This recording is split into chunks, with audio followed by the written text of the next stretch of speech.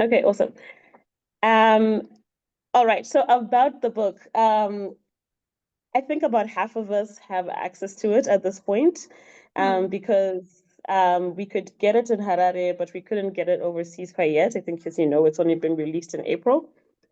Yes. But we were so eager to set this meeting, so we set it without realizing that half of us wouldn't have read it. But I know you've graciously accepted to do a more general discussion. We will touch on the book a little bit in a way that maybe doesn't spoiler it too much for those who haven't read it, but get the general sense of the interconnectedness of your works and what you were, what this whole project is. I think you've mentioned 7 books, which is wow. That's ambitious. Very ambitious. So I would love to hear more about that. So how it's going to work today, we have a few questions. I've shared some of them with you already. And then we're going to have a reading from one of our book club members, and then we'll just talk a little bit about the book. Great. Yeah. Okay, awesome. So let's get started right away. You've already mentioned you have this big project, right, of all of these interconnected books. At this stage, we've read the 3, so the Theory of Flight, History of Man, and the Quality of Mercy. And of course, we're reading the creation of half-broken people now. And you can't help but notice that there's people we meet along the way that I met that person 2 books ago, or this character seems to weave in and out.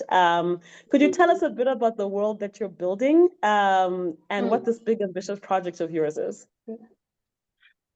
Yeah, so I mean, when I started out, really, to be honest, I just wanted to write my first novel, which was The Theory of Flight. I really wasn't thinking of interconnected novels. I just wanted to get the first novel out there. First of all, let me say hi to some people that I know before I get too far. Hi, Fatima, and anyone else that I know. Hello. Thank you for joining and for being here. So I wrote The Theory of Flight, and it took me about 10 years to write it, and I was just really just wanting to get that written. And then I think when I started writing The Theory of Flight, there were 3 stories in my head. And at the time, I assumed they were all going to become The Theory of Flight. But as I kept on writing, I realized that some of the characters that I thought were major characters were just coming into the novel as minor characters. And the main character in this kind of regard was Emil Kitsia. And so I thought, oh, okay, but still I wasn't thinking of writing a series of interconnected novels. And then I think after The Theory of Flight came out, someone asked me a question, and I realized that I had already started thinking about and started actually writing a novel, which became the History of Man, based on Emil Kitsia's life. So when someone asked me a question, a journalist asked me a question, I then said something like, oh, I'm writing a series of interconnected novels. And then I realized that once I had said that, I would actually have to live up to it. I'd have to write those interconnected novels. And so that's really how it came to be. And so part of the joy for me has been, how do I get this other character to come back in a meaningful way in this other story? And what I'm really trying to do, to answer your question, is show how I think we all experience life. Sometimes, we are the sort of like protagonist in our own life. We're the main character. But in other people's lives, we're not the main character, right? We're like a side character in their life. So when that person is telling their story, they're like, oh, I met this person, Siphiwe, and then, you come and you're gone. And so I'm trying to capture some of that. And really what I'm also trying to capture more fundamentally is like the reason why all the novels, the way I'm thinking about them, are all set in the City of Kings, which is Bulawayo, is so that we experience sort of the history, like world global history, from this one place. And so we start, with the pre-colonial, and are going to move all the way to the global moment we're currently in. And I think it's because I think most people, when they think about places like ours, they think they haven't had much to do with global history. But as we know, as the people who are situated in these places, we're very much connected to what's happening to the rest of the world. So I just wanted to sort of like, with this series of novels, show that. and also, you know, celebrate the city that I love so much, Bulawayo. That's fantastic. Like I said, some of us who've been in the club for a while have kind of read everything you've written. But I know that we do have some new members this year, which is very exciting. We've done a bit of an overhaul of the club. So what I'm gonna do is ask folks in the room, you know, feel free to raise your hand or unmute, but let us know very quickly who you are and if Siphiwe's work is new to you. That's what I'm interested to find out. If it's new to you, or just where you're at with reading her work. Feel free to unmute or raise your hand. I think I'll be able to see it. Hi, it's Chanel here. Hi, Ruby. Take it out. How are you doing? I'm great. So, it's good to hear from you. Great. So, Siphiwe, your work is completely new to me. I started reading it literally this morning, and I was very pleasantly surprised. So it's been sitting in my Kindle since the last the last book club of the year. And to be honest with you, the reason why I joined the book club was because, like, I'm so embarrassed that as someone who is got a very strong African heritage, I don't read any African writers. That was my, genuinely. So that was like my, I guess you could say, like the starting point for like, right, let me get into this. And so far, the first, let's say, 50 pages that I've read, I am really, really impressed. Your work is, so far, of what I've seen, is you very nonchalantly kind of just mention really deep things, like the character who's unnamed at the stage just mentions really deep things in a very nonchalant, like talking about the weather sort of a thing. And I'm like, what is going on here? So I'm enjoying it greatly at the moment, and I hope to finish your book soon. Thanks. Thank you. Awesome, Chanel. Thanks. I see Gugu in the comments. Also started this morning, will finish by evening, which is awesome. And I'm so sad. Hi, everyone. I'm sorry to jump in. I'm Gugu. This is my first Harare Book Club session, and the first time I'm reading your work, Siphiwe, and I feel so sad that I haven't been enjoying it this whole time. So I got the book in Joburg this week. I started this morning. I'm just shy of part 4. So I like literally haven't been able to put it down. And I'm really enjoying just the flow of it. And I'm feeling that as it progresses, it's getting more and more grounded and deep and so much color and texture to the story, the layers of it that I'm really enjoying. And what I'm really also enjoying is just there's such a clarity in your writing. And, you know, when you repeat a phrase or a sentence, it's so deliberate in the story that I'm just like appreciating kind of how deliberate and thoughtful the writing is. And I'm really looking forward to finishing it and also reading your other books as well, so that I can also be part of this bigger world that you are building. So I'm really excited that you know, for the first session to have such a great book. Thanks. Oh, thank you. Thank you, Chanel. Thank you, Gugu. And did you say, Gugu, that you started reading it this morning? You're already on part 4? Yes. You must be a very fast reader. Oh my goodness. And I have a 4-year-old. So this is like how determined I am to like read this book. Oh my goodness. Oh wow. Congratulations. I would never be able to do that, I don't think. But thank you both. We should preface it by saying Gugu's also a writer. She writes children's books. We've been getting our kids to read her books as well. So might have something to do with that. Yeah, but yeah, that's impressive. Still very impressive. I see a hand up. Whose hand is it? Ooh. Oh, Elizabeth, go ahead.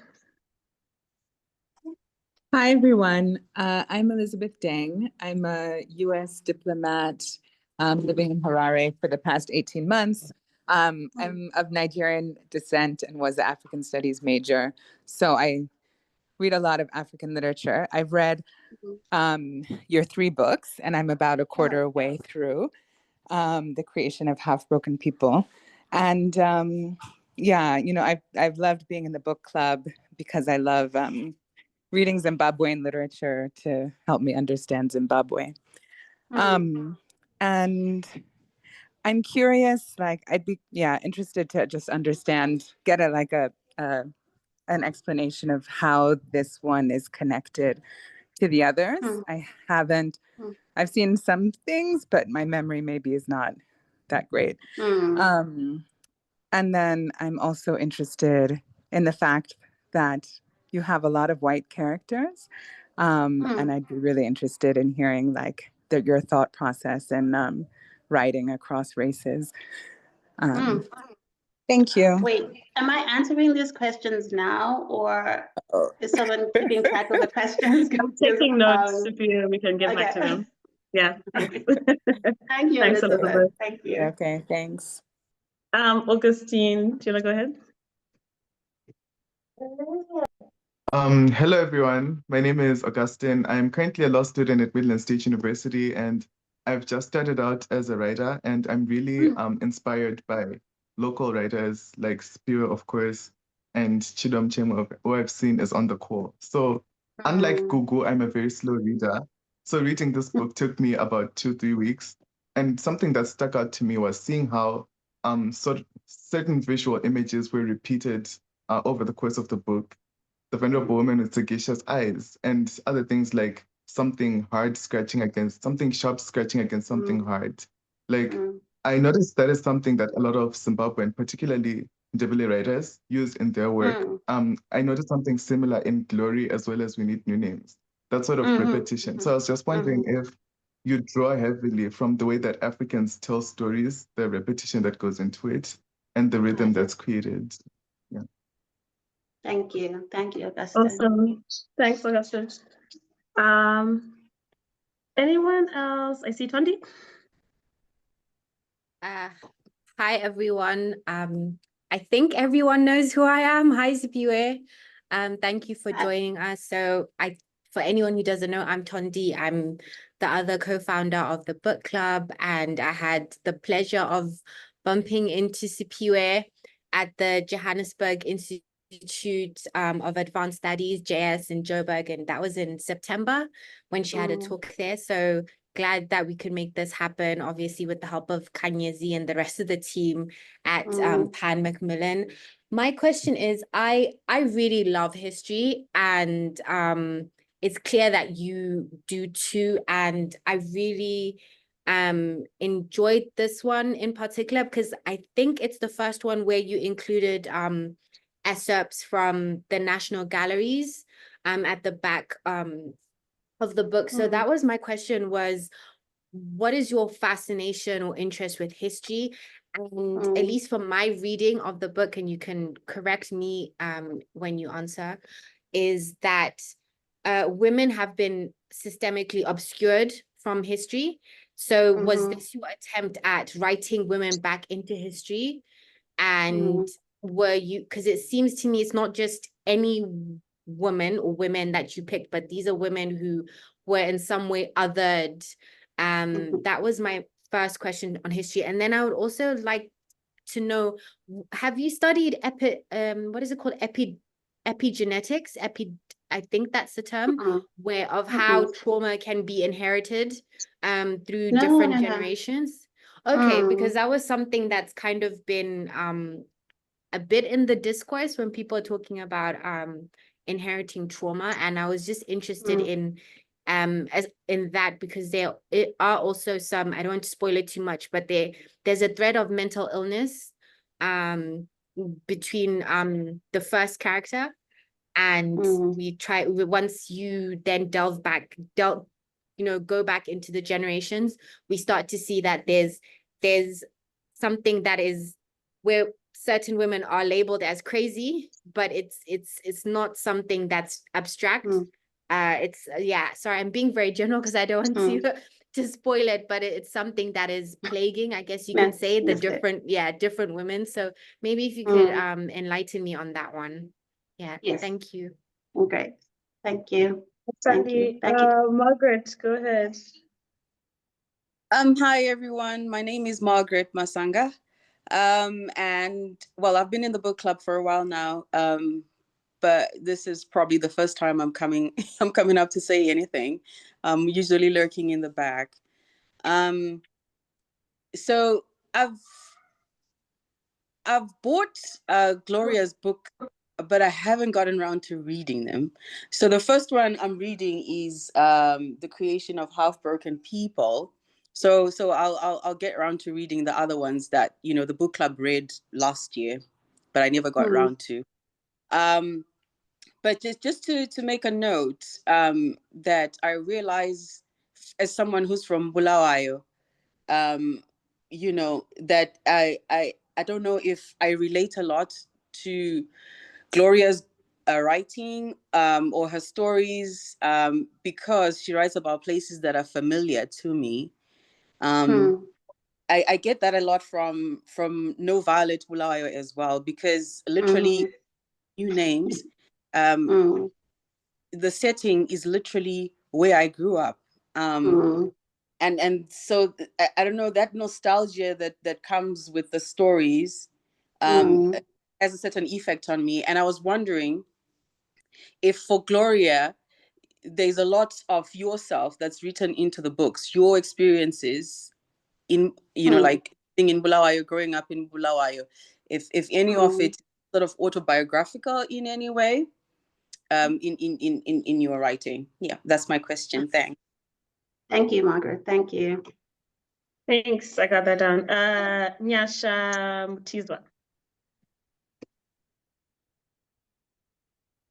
Hi, so happy to be here. Happy New Year, everyone. It's so lovely to meet you, Siphiwe. This is my introduction to your work, and I loved it. I read it in a couple of days. It was very insightful historically, and also I haven't read anything that opened my eyes to mental illness the way this did. The way you wrote made me, it's the word that Tondi used, which is, you know, we like to throw the word crazy around. But then when I was reading it in the beginning, I was actually a little bit scared. And I was like, okay, I can't read this book at night.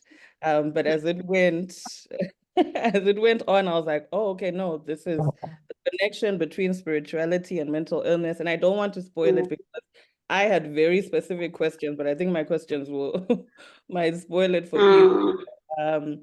I think my question is linked to, it's similar to what the others were asking about your personal experience with these things, because the way you wrote it felt like it was beyond research.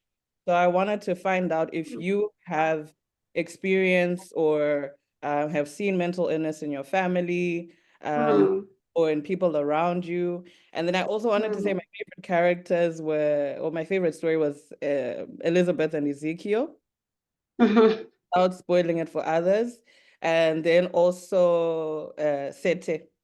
I just thought she was fantastic. And I would love to meet more characters like that. And I'll try and catch up with the other books. Maybe the link that I'm missing, but I just had to give you your flowers on those characters. Thank you. Thank you, Nyasha. Thank you so much. And Chido, go ahead.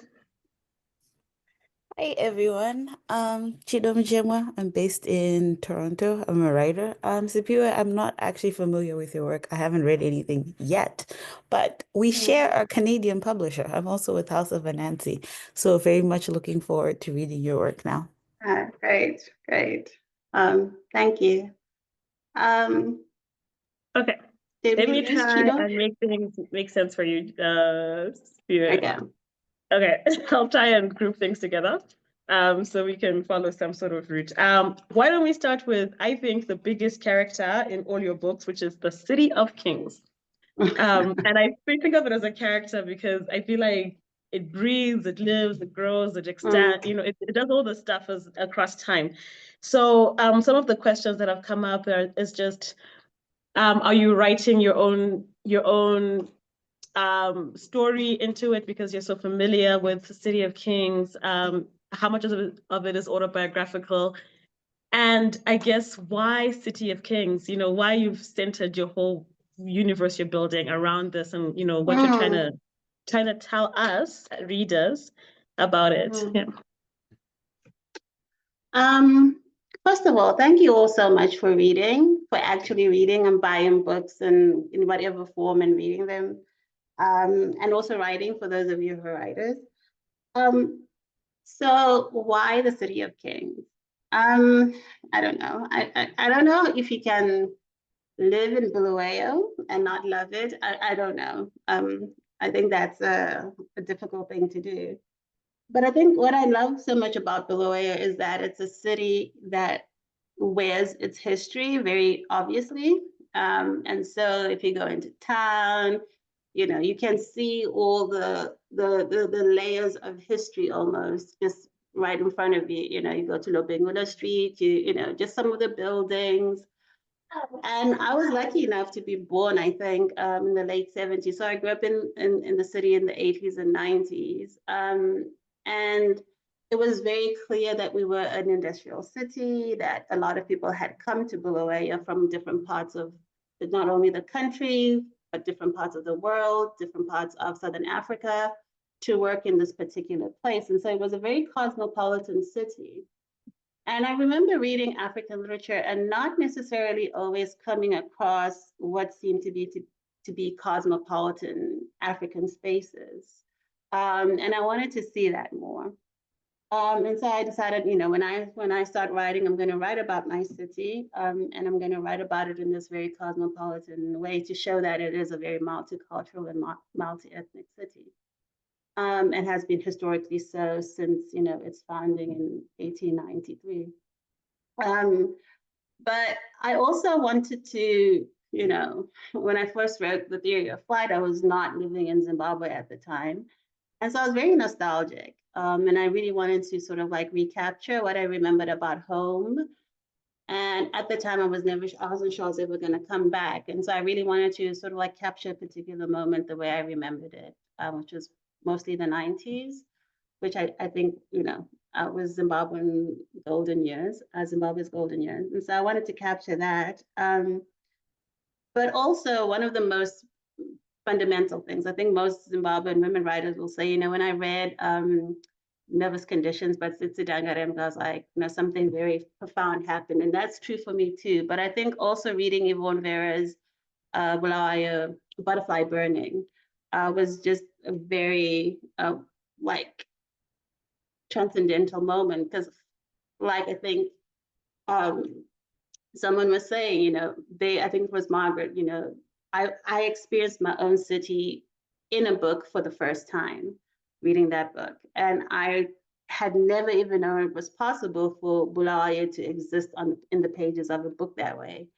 And it was very inspirational. It made me read all of her work. It made me really start thinking about the way we write about place in literature, and the way we think about history and how we capture that history. So that book for me, Butterfly Burning by Yvonne Vera, was very, very instrumental in how I write. And I think some people, when they read my work, can tell that I'm very much influenced by her, especially about writing about the city and writing about the place. So those are my reasons for writing about and concentrating on this part of the world, was just, you know, capturing its history, the kinds of people that came together to create it, what it has been, what it is, what I hope it will be in the future, all those things.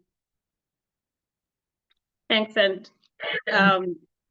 I was talking, I think it was there was a time last year or the year before in our book club where we got a comment, Thandi and I, that we have a feminist agenda because we only read women.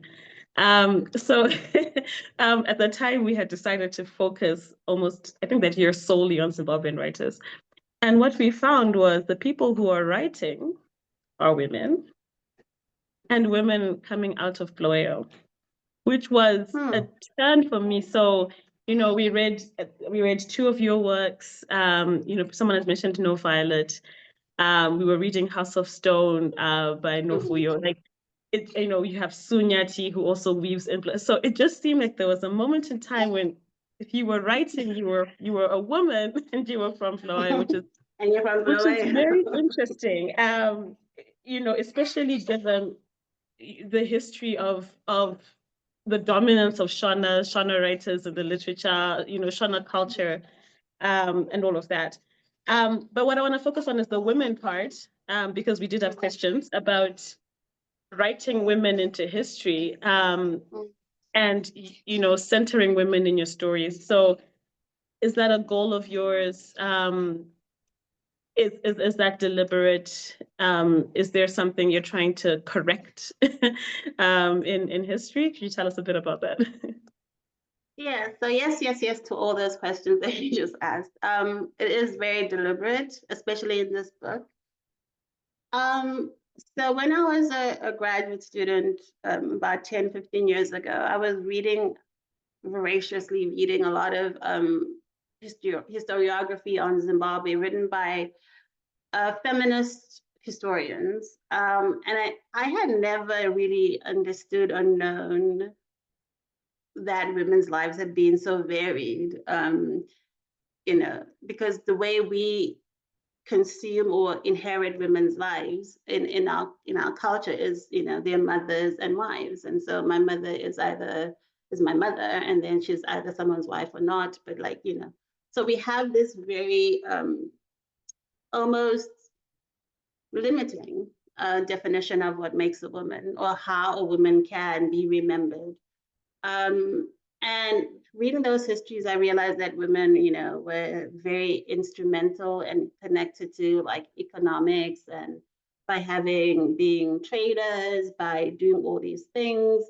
And I just had, like, for the first time, understood women's lives and women's histories to be this other thing altogether. And I think because I grew up very religious in a church, my grandfather was a reverend, I think I just assumed that the epitome of every woman's life was to be a mother and a wife and to belong to a church if you're a Christian, and if not, a variation of that. And I was very much aware that I come from a very conservative country, and so I think that also sort of like created the way I thought about women. And so reading these histories and these historiographies written by mostly scholars and historians in the 90s was very illuminating for me. And I wanted to capture that. I wanted to capture the different kinds of women and the different kinds of things that women were doing in the past. And sometimes these women are going against, patriarchy, and colonialism. And this is what's exciting as someone who goes into the archives. It's because it's those women who make it into the archive because they're doing something wrong, or the colonial people that just think they're doing something wrong by selling something illegally, by brewing beer, by whatever it is that they're doing. So they enter the archive that way. And that's when you see the variety of experiences of Black women and other types of women is through the archives. And so reading that historiography made me realize that I had to, and at the time I was a graduate student, so this came naturally, go into the archives and just go through archival sources and materials and look for these stories. And I think at the time too, there was this huge turn towards reading archival sources against the grain and looking for what were called subaltern voices and all of that stuff. So that was very exciting for me. And so I went to, I started off at the National Archives in Harare, but then when I moved to Bulawayo, I just would go to the National Archives. And there are just so many very interesting characters you find in the archives. And I really wanted to be able to illuminate those very different experiences of just, being women that we've kind of lost along the way, because again, we have this very limited and limiting way of thinking about women, especially good women, whatever that means. Again, we're a very conservative society, so that's also usually very narrowly defined what a good woman is. And so it was just, I wanted to explore that more. Did you also want me to answer the question about how Bulawayo became this place where writers are coming from, women writers are coming from? Okay. I think that has a lot to do with the Zimbabwean diaspora that happened in the late 90s, early 2000s, and is still going on now. I think because we can like send our work, our manuscripts to different places. We're not necessarily always going through the same gatekeepers. And so I think maybe that created a sense of freedom, especially for people who are coming from minority groups, and Ndebele's are a minority group. So I think being out in the world allowed us to feel like we could tell our story and just try and sell it to other people. It doesn't mean that, you know, those places don't gatekeep as well, but I think it just allows. And I think we've just seen generally a proliferation of Zimbabwean literature in the past 20 years because of the growth of the Zimbabwean diaspora, I think. Also because I think traditionally Zimbabwean publishing was very also limited. I mean, the resources were limited. And so what it could do was always kind of limited. And so being out in the world allows you to be able to get published, especially if you're from a different part of the world. Yeah, I think that is it. I think it's just, it's not like, and also I want to say this, you know, when I was thinking of this question, I don't know in other cultures, but in Ndebele culture, storytellers were mostly women. My grandmother is the one who told stories in the family. And so when people were like, oh, you know, Zimbabwean women writers are just coming up, I was like, I think Zimbabwean writers have always, or storytellers have always been there. I think Zimbabwean women storytellers have always been there. I think what has just happened maybe is that, you know, like I said, the Zimbabwean diaspora grew, but I think women are always wanting to tell stories. And I think maybe it's more the gatekeeping that was keeping some of those voices from being published. Not that women were not writing, but trying to write. It's interesting you say that we often talk about writers going to the diaspora almost as a loss to Zimbabwean writing in some ways. I mean, of course, it opens up publishing and all of that, but that's an interesting perspective to say that, you know, for minority writers, that might be the ticket to jumping over some of the barriers. I'm going to take us back a bit to history because you talked about archives and spending your time in there, and there's questions here about, I mean, are you a historian? And just clearly everything we've read from you has leaned very heavily on history. I was talking to another author about a week ago who is about to review your work or has reviewed your work. And he said something that stuck with me. He said, I think Siphiwe takes history too seriously. And I've sat with that for about 2 weeks, and I'm like, I don't know what that means. And you know, I've sat with that, and it's been on my mind as I'm reading The Creation of Half-Broken People. And I guess maybe it's because of that comment that I was wondering to myself, how much of what we're reading is actual, you know, lifted from archives? How much of it, like how much of the history that you've read has made it into the book, and how much is fiction, and where do we tell the difference, I guess, across your works? Yeah. I also wonder what that means. I like that. I mean, you know, like I take history too seriously. I feel like people don't take history seriously enough, and then it repeats itself. So I'm glad I take it seriously, so that hopefully in my own life I try to make it not repeat itself. But you know, so again, yes, I am a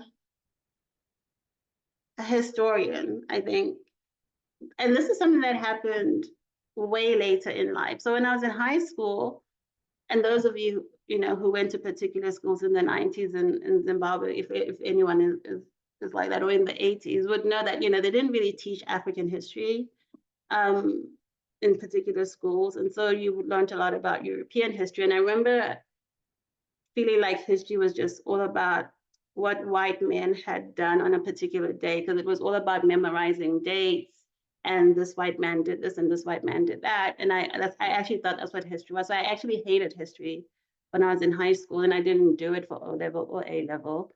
And then when I was in film school, I decided to take a South African history class. And I read social historiography for the first time in my life. And then history became a whole different thing. It became about people wanting change, people creating change, people moving around. And it really was not so much about a particular person in a particular moment, but what these people had done in particular moments. And it could be anyone.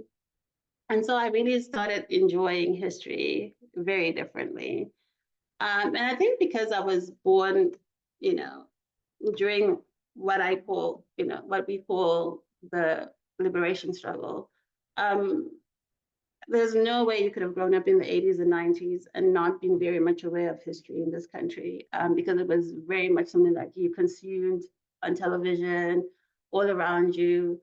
And so that kind of history was always with me. The history of my country was always with me. I carried it with me everywhere. And I took it seriously because I realized that people had fought for it and many people had died for it. And it was my job to take that sacrifice seriously as someone who had inherited the freedom that came from their sacrifice. And so, yes, I do take it seriously. And I think I take it so seriously that, yes, even, though I'm now mostly a fiction writer, I still go to the archives. I still go to read archival sources. And I think if you've never been to the archives, you're not really aware as a Zimbabwean citizen of the wealth and the richness that is in the archives, just in terms of our own history and what it is. And I would say to everyone, please just go and look at some of these documents if you can. And so I do enjoy doing that. I do enjoy that kind of engagement with the past, like a very real reading things. And then in my own work, where's the split between fiction and fact or / history? I would say that, the places that I mentioned are usually real. The situations, the historical moments and situations that I mentioned, always real, or usually real, or sort of like circumstances are built around something that happened at a particular moment in history. But the characters are always my creation. And I think I write something that I call historical fiction, and a lot of people have different ways of categorizing people's work. But I think primarily what I write, regardless of what other genre I'm engaging in, is historical fiction. And it's always a fine line where a writer draws the line between, the fiction of it and the history of it. But I think I like to create characters. Of course, sometimes a character is a real character, and then, I have to be careful. So in the creation of Half Broken People, because I was dealing a lot with archival sources, I'd spent a lot of time with some colonial administrators, and they're, what they were writing every day about looking after what used to be called the location, which is now called Makokoba. And I wanted to incorporate some of what they had written about the place. And actually the title of the book comes from one of the things that someone wrote. He wrote about half-broken people. And I wanted to capture that. So I've gone into the archives, I found these things, and I think I try and, I think the important thing is to consume, allow it to be part of how you think, and then write, right? And so I'm not always being like, like, I don't know, because I've been spending like a decade and a half going to the archives. I think some of it is just stuff that I feel like is known now. But the reason I wanted to make it very apparent that this is what I do and this is where I get some of these stories is because I think, the creation of Half-Broken People is very much about origins and beginnings. And I want us to understand sort of like some of the thought and some of the assumptions and some of the ideologies that went into creating the country that we all now live in. And that's why I wanted to pull some of those actual archival sources and make them part of the material of the actual book. But again, please, it's a great resource. We're very wealthy in this country when it comes to archival resources. And please go, if you can, to one of the national archives and just spend some time with some of the documents. Thanks for it. Are you ever afraid of being accused of misquoting history or bending history, or does that ever come up? Or because it's literature, I mean, it's fiction, you get that license? So I I'm not of the school that history is not. I think people sometimes think history is just facts. That's not history. Like, history is storytelling, right? Which is why we say to the victor and all that stuff, you know, people who are the conquerors are the ones who write the history. So it's all from someone's point of view. So I'm from the school of thought that history is this thing that is a story that people tell themselves to make sense of the past or to remember the past in a certain way. Hello. So yeah, I don't necessarily think anyone can misquote history. I don't think anyone can misinterpret history. I think that's exactly what history is, which is why it gets, you know, people revisit certain moments in history. And it's, you know, whoever was doing something sees themselves doing it from this particular vantage point. But the people that they're doing it around may not see it the same way, which I think is why all my novels, we have these different perspectives to capture that, you know. Sometimes people, yeah, no, just to answer your question very succinctly, no, I don't think I can, or anyone can misinterpret history or any of that. I think history is always, or the past at least, is always up to interpretation. Yeah.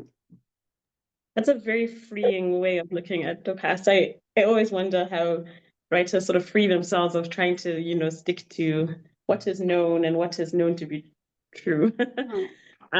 Okay, I'm gonna break this up by asking Augustine to please do a reading for us from the creation of Half-Broken People. He selected, I think, what speaks most to him. So Augustine, you have the floor.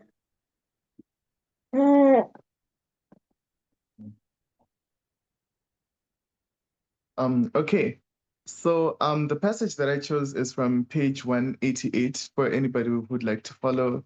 So at this point, Zimbabwe had just been freshly colonized. It was around 1899. And we meet this man, his name is Patrick. And he became one of the undesirable members of the colonies because he was assigned to be an executioner for them. So while he performed this very important task, people did not like him in polite society. So I'll explain a bit more as to why I chose this passage after I read. So I'll begin shortly. So, while polite society liked having someone to take care of the messier side of creating order and discipline in the colony, it did not particularly like having that someone attend a dinner party or play a game of tennis or join a bicycle club. When Patrick eventually stopped wearing a hat, the mark of a true gentleman, and took to drink, polite society decided that the thing to do was to look the other way. When he started to sing to himself, polite society took him to an asylum, and when he was discharged, he was told he needed to wear a hat because the African sun was getting to him. He laughed, swearing he would never wear a hat again, but in truth, he laughed because they knew why he sang. He had just left the asylum when a woman stopped him in the streets. Almost frantic, the woman did away with the propriety and placed an ungloved hand on his forearm. She explained to him that she had recently arrived in the City of Kings and seemed to have lost her way. She had asked two men for directions before catching on to the fact that they were undesirables. Now the two men, whom she strongly suspected of not being gentlemen, would not stop accosting her. Would he please help her find her way back to the Charter Hotel? Patrick looked at her and waited for her to notice that he did not have a hat on his head, that he himself was an undesirable. But she did not, or if she did, then she did not care to mind. So Patrick offered her his arm and protection, and together they walked to the Charter Hotel. Polite society looked at them with surprise and wonder, and Patrick realized that he could still have a wife if he so desired. And he found he suddenly did desire it very much. And that is how Patrick's life took an unexpected turn, because of a case of mistaken identity. Her name was Victoria, and by the time Patrick left her at the hotel, he knew he would marry her. But he would not marry her while she remained the executioner of the City of Kings. A few months after knowing of each other, when Victoria informed Patrick that she was expecting, he knew he would have to change everything about himself. And for that to happen, he would have to do more than just change his vocation. He would have to quiet the crack, then snap. He would have to find his way back to being a gentleman. It would not do to just be a man, a poor European man was absolutely no use to anyone in the colonies, and Patrick knew this much to be true. He was going to have to be wealthy. Money took care of many things. Patrick wanted to believe it could take care of the crack, and then snap. He remembered that he had land claims to his name, and just as quickly, he remembered the more generous members of polite society had offered to take them off his hands soon after he had stopped wearing his hat, and that they had done so quite easily. The executioner's lodgings were on the outskirts of the town. In his minuscule room, above the wash basin, was a small tarnished mirror with jagged edges, hanging from a crucifix looped around a nail. He did not own a mirror because he was a vain man. He owned the mirror because he sometimes needed to remind himself that he was still a man. He lit the candle that was sitting atop the basin, and in the poor light, he looked at his reflection. Did he look like a hangman? Or did he just look like a man? A man who had not taken care of himself in some time, but a man nonetheless? He understood then that when you're told that you're one thing and you believe it, it takes a miracle for you to know otherwise. Okay. So that is the passage that I chose from this book. So I mainly chose this passage because I like, there are two parts that I underlined because I love to annotate the books that I read. He understood then that when you're told that you're only one thing and you believe it, it takes a miracle for you to know otherwise. I think that's something that speaks to most of the characters in this book, specifically the women characters, who were told they could only be women. Like the part of the book that this story is about the misbegotten woman who took on the name Rosa Adair. The book says when she was buried, the only thing that was remembered was that she was a beloved daughter. Nothing was known about her trauma. Her trauma was hidden away by polite society because it's something that people felt did not necessarily reflect what they thought a woman should have been during that time. So one thing I think the author succeeds at doing in this book is to pair up how women have been, or how women have received trauma with how men have played a part in that trauma. I think it is a bit more nuanced in the way it explains how men have played a part in the way that women have been victimized. Because we see that this woman who changes her name did so because her father had not been there to protect her at a time at which he needed her the most. So I think in that way it is more nuanced, and Siphiwe does not make her male characters one-dimensional creatures who just seek out to harm women, which I think is sometimes done in some books. I think it approaches the subject with a lot more nuance, explaining sort of how people become half-broken. And it's something that speaks to characters throughout the entire book. And yeah, thank you. Thank you. Thank you, Augustine. I hate reading from my work. So thank you so much for reading. And that was a great reading. So thank you for that. Yes, thank you. Thanks, Augustine. That was a great passage. I couldn't help when I read this to remember, I think Katina Gapa wrote about an executioner as well, in one of, is it Rotten Row maybe? It's always very fascinating to get into that mindset, I think. But of course, what comes up the most in Augustine's reading, you know, he was headed for the asylum. And I think we've been asking as well before about mental illness, mental health. And it comes up for women, for men equally in your book. So maybe this is a good segue into talking about mental illness. Augustine, thank you very much for that reading. It was very, very, very eye-opening into this next half of our discussion. Yeah. Yes, and so I think several things. I think, you know, so to go back a little bit to where fact and fiction sort of like gel. And so that particular story is inspired by something that I found in the archive about a sort of like a highway robbery that had happened. And I was thinking, you know, why would, you know, how did this even happen? How would this happen? Who were these people? And so that was sort of like the beginning of it. But then I also was thinking about, you know, there's a very famous tree in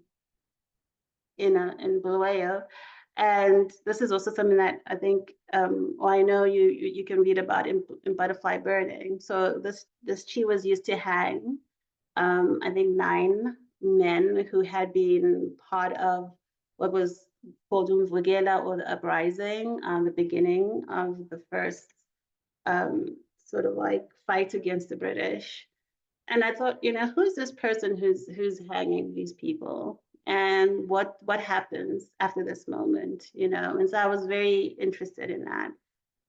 And so I created from those historical facts and those historical moments, this fictionalized character, just to go back to how that would play out. So something from the archives, something from a very particular physical thing in Bulawayo, which is a tree, and just sort of like thinking around, the life of a person who would have lived those experiences. In terms of the mental health, I became very interested in this because one of the things that Bulawayo is also famous for is Ingutsheni Hospital, which is a mental asylum. And, the history of that place, and also coming across in the archives, from the very beginning, that they would have this kind of thing. It wasn't Ingutsheni yet, it wasn't where it is now, but that they would have asylums, that would have places to treat at the very beginning of the creation of a colony, places to treat people with mental breakdowns or mental health issues. And this becomes very eye-opening, that from the very beginning, this is the thing, right? And so I wanted to think about that, to think about how colonialism itself, because it's a very violent thing that happens, is very trauma-inducing for both men and women, for anyone, for white and Black people, for everyone who is a part of it. It's just not a very it's just a very violent thing to happen to people. So mentally, I think it affects people. And so I wanted to explore some of that. But really, again, I think the Elizabeth, I think someone was saying Elizabeth and Ezekiel is one of their favorite stories. And I actually used to think, before I wrote The Theory of Flight, that the story that I was writing was about Ezekiel and Elizabeth, because those were the first two characters that I ever wrote about as a writer many years ago. And I had come across, when reading again social history of this part of the world of Bulawayo, the fact that when Black women were found walking by themselves in the city, because I don't know how many people know this, but colonial cities were imagined as predominantly white, mostly male, because it was just about labor. And so they didn't want Black women in the cities. And so if a Black woman was found in the city walking by herself, it was assumed she was mentally ill because she had left the patriarchal comfort of sort of like her traditional village home to come to the city, or she was imagined to be a prostitute. So, there wasn't really much else. And of course, prostitutes could also be put in sort of like prison. And so like Black women by themselves were seen as very suspect and suspicious things and were treated as such. And so I wanted a character who was given to wandering and being by herself, being away from male protection. And if she was Black, she would have been read very easily as either a prostitute or someone who was not mentally well. And so I didn't want to make her Black. And that's how Elizabeth became a character. And so for anyone who hasn't read the novel or hasn't gotten to that part of the novel, Elizabeth is a mixed race character, as we call in this part of the world. She's a colored character.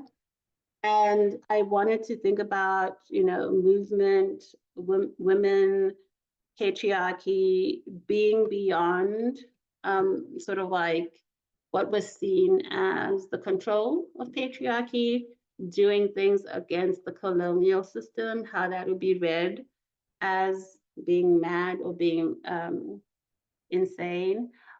So that's one reading, that's the colonial reading on these people who may have not been in any way bad. But also what colonialism wasn't doing in and of itself was thinking about how it itself was creating mental breakdowns in people. And I wanted to explore that blind spot in the way colonialism was thinking of itself and the kind of traumas that it wasn't seeing itself creating, because its own narrative of itself obviously was a civilizing mission. It was bringing light to the dark parts of the world. But as we know, as people who've inherited those histories, it was very traumatic. It was very violent. And as Tondi was saying, you know, these are traumas and things that we've inherited through the generations.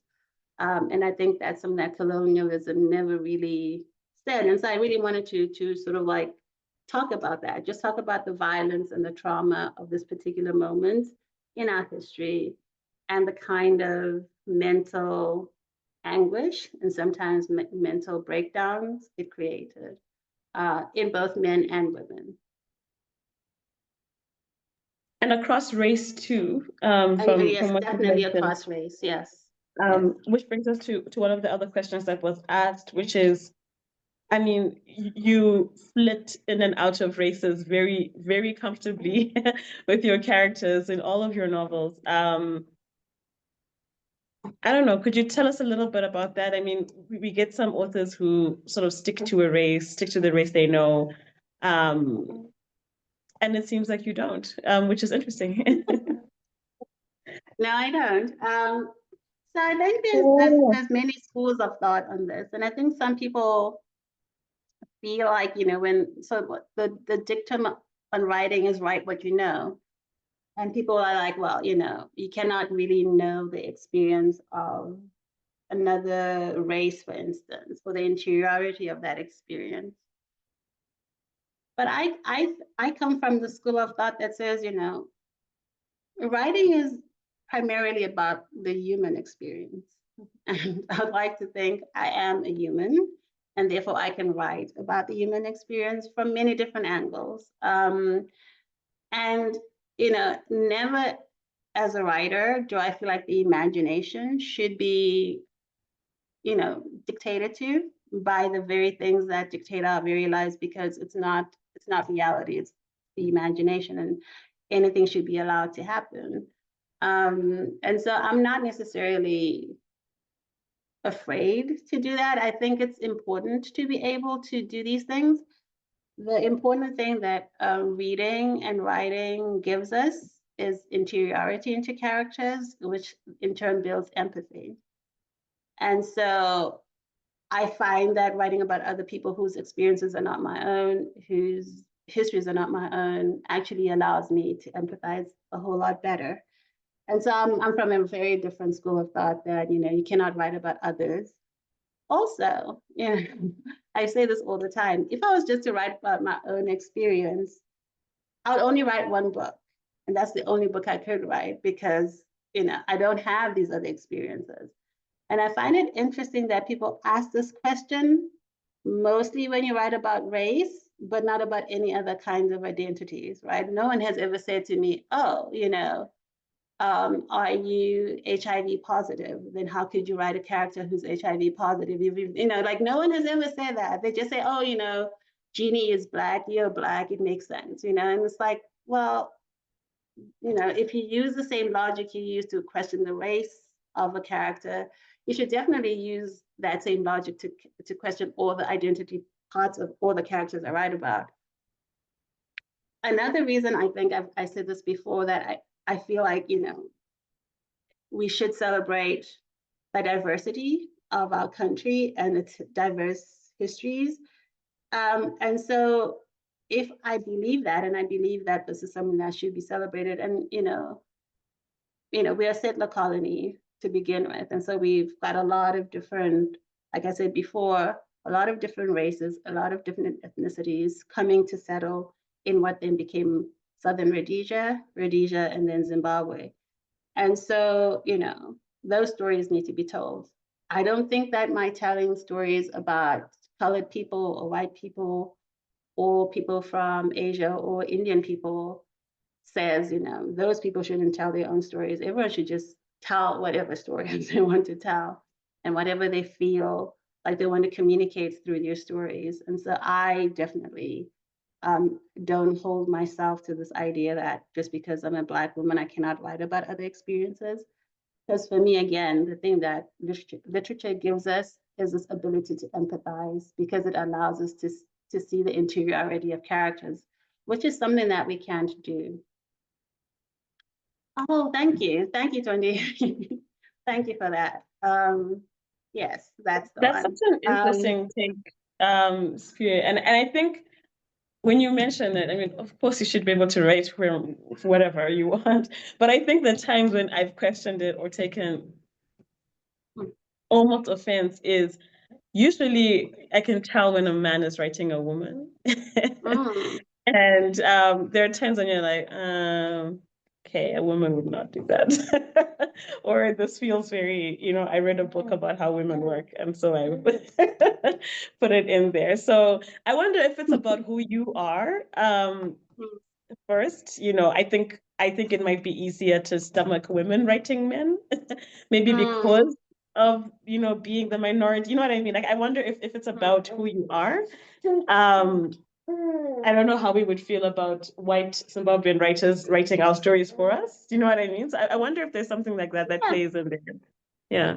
Yes, and I'm one of my writing buddies is Bryony Ream, and I think she wrote a story where she had a Black, I think he was an investigator, he was a policeman, and I think some people were not very comfortable with that. I will say that even before I wrote The History of Man, I knew some people would be very uncomfortable with the fact that here I was, this Black woman writing a story about a colonial white person, a white man. So yes, and just because you're doing it, like anything in life, doesn't mean you're going to succeed at it, right? Like just because we're doing this and writing from different voices doesn't mean we succeed. And when we don't succeed, people will say, that was a very limited scope. You didn't show the complexity, the nuance of these kinds of people. And I don't know. I think you just try. And I think power definitely plays into this question. Who gets to write what definitely plays into this question. And yes, it's a very fraught subject. I don't pretend it's not. I don't pretend that people have done some very horrible things by writing for people. I think the thing is not to think you're writing for people, right? You're not writing someone else's story for them because they cannot write. If that's the case, then make sure that they can tell their own stories and you don't have to tell their stories for them. I think if you're just telling a story from multiple perspectives, then you're not writing for anyone. You're just telling a story from multiple perspectives. But if you feel, and I think this is, when people read like something like Uncle Tom's Cabin or whatever, they feel like this person feels it's like their moral obligation to tell the story of these people who don't have a voice. That's problematic. That is even I would say that is extremely problematic. So I think it's how you're coming at it, what your intentions are, how you see the people that you're portraying. If you see them as one-dimensional, then there's a problem. If you see their humanity and you're just talking about the humanity the way you're talking about all the other characters' humanity, then I don't see how that's a problem. No, that's a good take. I think to remember power in all of this and how it plays out. I'm gonna switch gears a little bit. So I want to just talk about the generations of families and peoples that you have now created in your books. And someone asked, whether you're studying trauma, whether you're thinking about what is being passed down in the generations of your characters. And I mean, I guess my question is a little bit wrapped up in, as you're writing, are you creating back characters as you go? Did you already know these families in advance? And sort of what is being passed down along the way in these families? Sorry. So yeah, no. Like I said, when I started off, it was very much a contained world that only existed in one novel, even though I had, started writing other books. What became other books, I wasn't aware of it then. Quite frankly, I think if I had tried to map out this entire world before I started writing, I don't think I would have written. It would have been too overwhelming. So I think it's been, wonderful to be like, oh, this is so-and-so's story continuing, or, oh, look, so-and-so can come in here. One thing I have to be very clear about, I think when it became clear to me that I was writing interconnected stories, was like, I wanted the character, Vida's character, who's also known as Jesus, to be a character in all the novels in some way. And so he is. That's one of the characters that I know is definitely going to be always there. But I think part of the fun for me as a writer is that even I don't know who's coming back, or who's exited the scene entirely, how these stories will overly connect. I think part of me has some idea of the overall story that I'm wanting to tell, but really I just want to show, like, what would it feel like to walk into a place, like some interesting place that sort of like is like a movie theater, but like it surrounds you and you can just see like the entire 150 years of this particular place, like this small place. And you're just looking at all the people that have come in and out of that place and lived in and out in that place.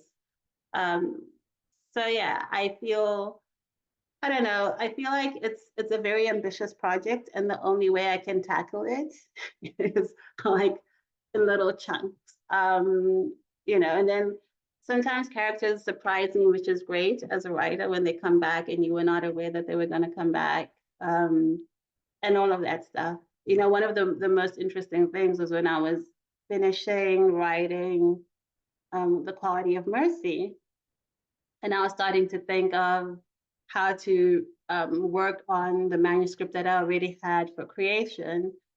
It occurred to me, I was like, oh, this baby who's being born at the end of this particular novel could be a character, right?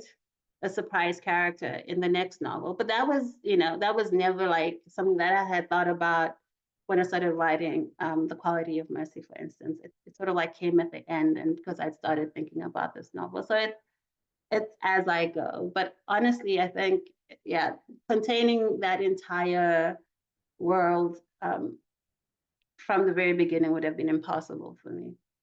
That kind of world building, yeah, would have been impossible. That's interesting. I do think some people might think of an idea, let it get too big, and then never start, right? So the fact that you're doing it piece by piece is interesting, and I like that we're discovering characters along with you, which is awesome. Okay, I have one last question from the ones people have asked, and then I'll just give everybody a chance to ask any follow-ups. But someone asked about your actual writing style. I think it was Augustine. So there's the way you repeat phrases. There's almost like a poetic, sorry. Even in the passage Augustine read, we had that snap, crack repetition as well. It sounds very poetic. Can you tell us a bit about your writing style? Is it just what naturally comes to you? Is there a device you use on purpose in your work? Yeah. The wonderful thing about being a writer, one of the wonderful things is that you're not always aware of your idiosyncrasies, which is what creates your voice as a writer. And so but the repetition is something that I'm extremely aware that I do, because I think I'm very primarily focused on rhythm and how the writing sounds and feels as I'm reading. But what I liked so much about Augustine's question is that he actually tied it to sort of like oral storytelling traditions. And I've never thought about it like that, but obviously repetition is a huge part of oral storytelling traditions. And I grew up very much with my grandmother telling me stories. So maybe that's an inheritance that I've never really critically thought about. But yeah, I do like the way things repeat. I also think it's good to have those things because, again, rhythm is important. It also allows you to understand what's important to a character or what's happening to a character. But just, for someone who studied literature as long as I did, I know that these things matter when people read. And so you're like, okay, let me do this, let me do that. So that's one of the things. But I think I really like the idea of thinking about it through the lens of what we've inherited from oral traditions. I really like that. I'll think about that more because I think maybe that's actually more of what's going on without me necessarily being aware, because it was just so around me as a child that I never thought about it critically. It was just part of how we told stories. And it might be what makes it so successful because it's not on the nose. It's not here's how we tell stories in Africa. So let me do that now, which could be part of its success. Siphiwe, thank you so much. Anyone got some follow-up questions? There's a comment in the chat from Chanel. Chanel, if you're still there, do you want to unmute and just make your comment?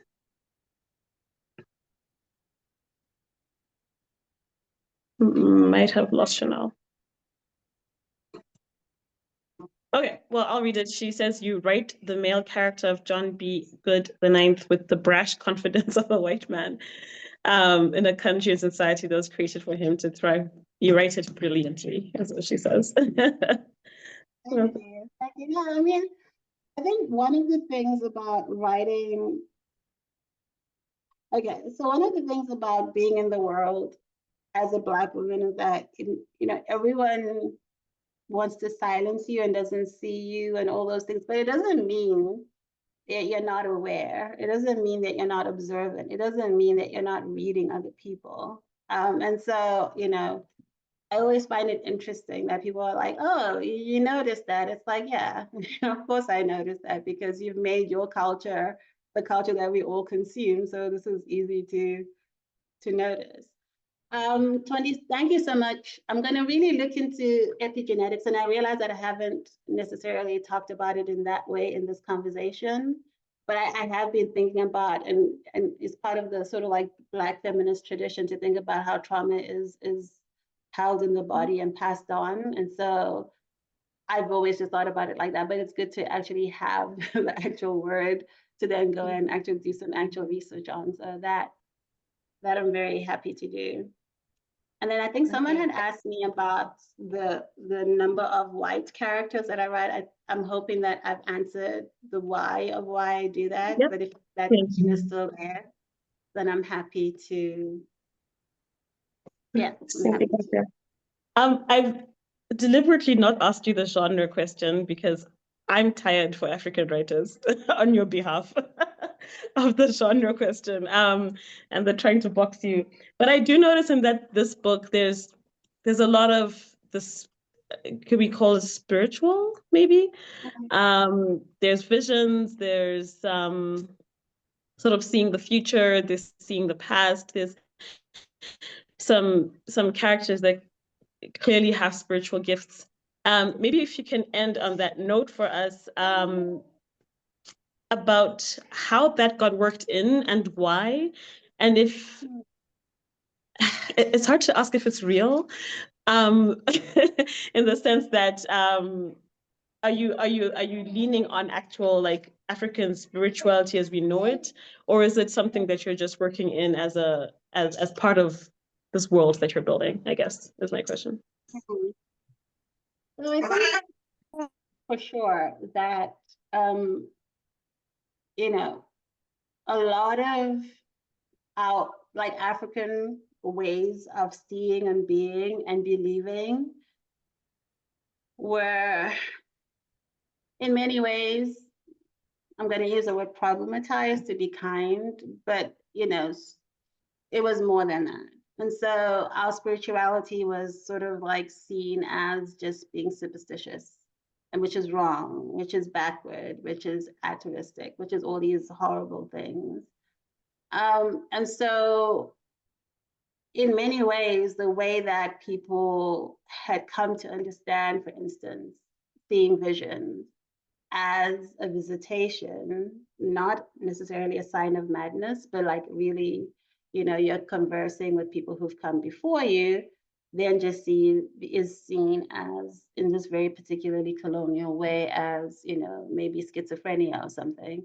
And so I wanted to play with that, right? When a culture of people have their own way of, have come up with their own way of understanding things that happen to human beings, to the human brain, to how people have different experiences, right? In terms of being able to see things, being able to hear things, how your society has come to understand that and make sense of that. When that way of seeing things is then taken over by this other system that says, oh, no, that's wrong. If you do these things, you are therefore, you're just mad. There's no other way to think about it, because this is, you know, that's the thing about colonialism. It was very black and white, right? There was no nuance. There were not that many gray areas in its thinking of what it was doing, but obviously in the actual experience of what was happening, there were a lot of gray areas within the colonial structure.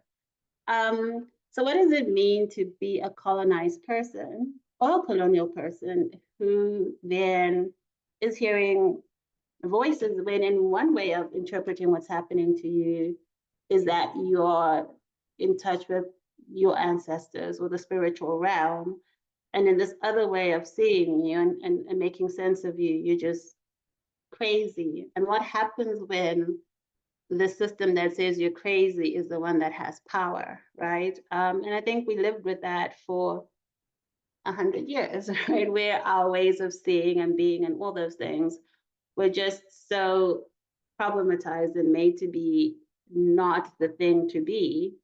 And yet, you know, we understand that African spirituality was something that didn't stop when colonialism happened, it just carried on. And so when you're caught in these two ways of seeing and being interpreted, what does that actually mean? And doesn't that also create a kind of bipolar schizophrenia thing when you have to be constantly in these two worlds that are reading you very differently and sending you very mixed messages about what's happening to you, right? And I wanted to explore that, because I think a lot of what happens for a lot of people during colonization is happening in this liminal gray area, right? Where you can be read or you can be experiencing things that points to both places. So yeah. Yeah, so the inclusion of the spiritual stuff was very intentional, because it occurred to me that, you know, we would not necessarily have read some of these characters in this novel as mad, but colonialism definitely did. Yeah. Awesome. Well, Siphiwe, thank you very much. I'm going to end our discussion with a really short reading, which is actually where our title comes from. So I'm reading from page 308 for those who have a copy. And this is a letter being written by the white superintendent for the location. He's been asked his opinion about a proposed native village for married natives. So he's giving his opinion on how it would work, and he's really sticking to they need supervision. So it says, I consider too much importance cannot be attached to supervision. It is my experience that the educated native needs more discipline than the raw native. He has reached that stage of his existence, which one might term half-broken, and he might take the wrong step, which leads to crime and fornication. This invariably happens, as is perfectly obvious to those who have to deal with them. The real reason is because of their superiority over other natives, they have been allowed to have more privileges than are good for them. I don't know if much needs to be said about that passage. There's just so much packed in this letter. You really must read it if you haven't reached that part or read the book yet. But I think this gives you a good insight into what the book is about for those who haven't read it, what we mean by half-broken people. You mentioned nervous conditions. Obviously, all of us start from there in our journey, but it is that nervous condition that the native is in, right? We see this coming through. And read the book, guys. If you haven't, please make sure you do. We are going to meet in person next week to discuss the actual text itself, for those who have read it. But Siphiwe, thank you very much for joining us and for answering the call every time Harare Book Club calls, which is a lot. I know we're probably seeing you again this year for a women's event in March. I think we're trying to work out the details, but thank you so much. We love interacting with you and can't wait to read everything else you've got in store for us. Thank you all so much. And thank you so much for the wonderful questions and the engagement. Please let me know if you have any questions after you meet next week. I'll be happy to engage with those as well. But thank you so much for buying books, for reading books, for writing books. Thank you. Thank you. Awesome. Thanks, everybody. We'll see. We are reading Hours, a novel by Philip B. Williams next month.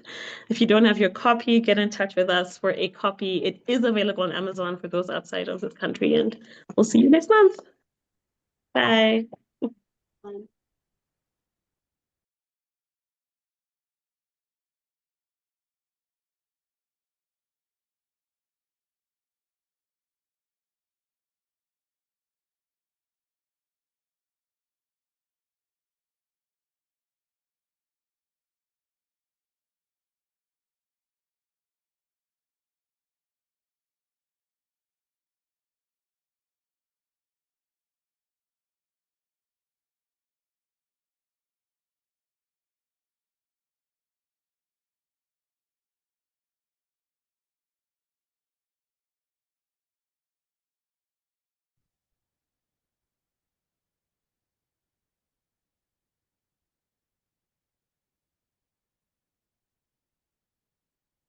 Hi, sorry, my connection has just been, Okay. I don't know what's happening today.